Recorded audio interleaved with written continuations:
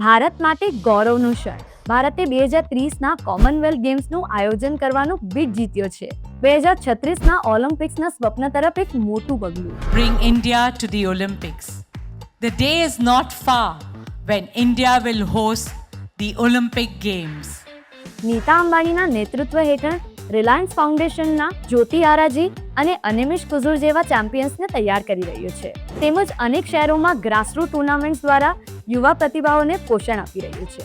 શરૂઆતથી જ તાલીમ અને વૈશ્વિક સફળતાને કેન્દ્રમાં રાખીને ભારતનો ખેલ ક્ષેત્ર અને પ્રવાસ હવે એક નવા ઐતિહાસિક અધ્યાયમાં પ્રવેશી રહ્યો છે, જે દેશભરના ખેલાડીઓએ, કલાકારોએ અને વ્યવસાયો માટે વિશાળ તકોનો દ્વાર ખોલે છે. સાથે જ ઓલિમ્પિક મુવમેન્ટ્સની સક્રિય સભ્ય તરીકે નીતા અંબાણી ભારતના 2036ના ઓલિમ્પિક્સ બીડને આગળ વધારવા માટે સતત પ્રયાસ કરી રહ્યા છે.